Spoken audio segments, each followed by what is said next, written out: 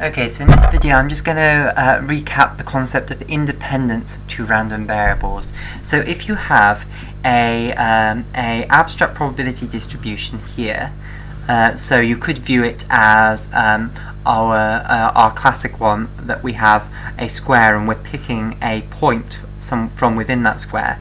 Then you can set up two random variables x, which in this case it's going to map it onto the x component, so it's going to map it onto 0, 1, depending on how far along its x component is as a ratio of the entire distance from here to here. And we've got a y random variable, which is again ascribing you a real number between 0 and 1, and it's giving you 1 based on your y component, i.e. the ratio of your y position as your y position as a ratio of the entire distance from here to here.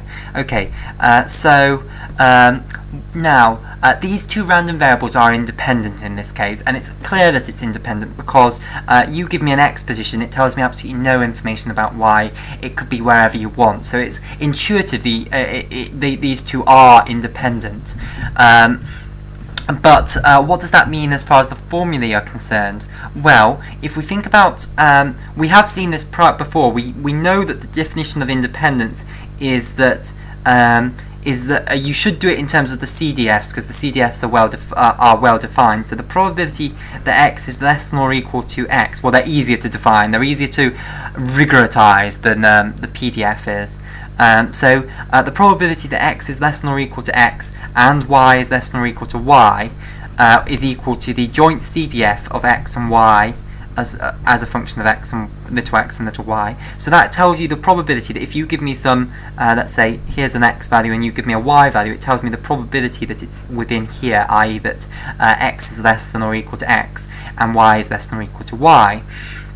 Okay, so if this is equal to, if these two are independent, then this should just be equal to the probability that x is less than or equal to x times the probability that y is less than or equal to y. Now this is the marginal PDF of the random variable big X as a function of little x, and this is the marginal PDF of the random variable big Y as a function of little y. So this one, remember, this tells you the probability that the random variable y will be less than or equal to little y. So it's just, what these mean is basically forget the other one. Imagine the other one isn't defined at all, and you just want to know what is the CDF for this. So the marginal CDF of the random variable x as a function of x basically says ignore this one. Say, imagine it doesn't exist. This is now just a random variable x mapping this probability space onto 0, 1. What is the CDF? What is the probability that it is less than or equal to x? Well, what that is going to be equal to is,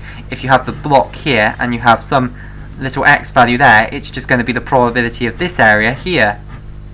Okay, like that. And similarly, so it's just going to be the ratio of that area as to the total area. And similarly, this one, the event that big Y is less than or equal to some little y is just this event here. So it's going to be equal to the probability of that event in the abstract probability space. Okay, so that's what it means for the random variable to be independent in terms of the CDFs. Now, you can rigorously get from this to the statement about the PDFs.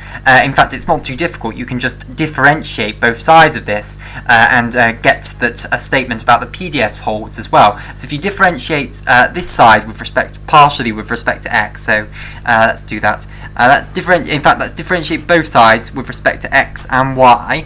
So if this is equal to this, which is the statement of independence, so this is equal here, like that, then the derivatives are certainly equal to one another.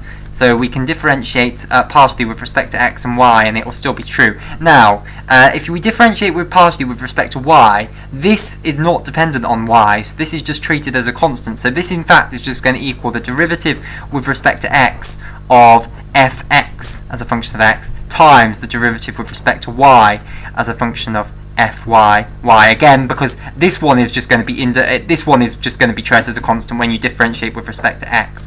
So what you'll get is, this is the marginal PDF of x times the marginal PDF of y as a function of y, and this is the joint PDF of x and y as a function of x and y. So we get another statement about the marginal,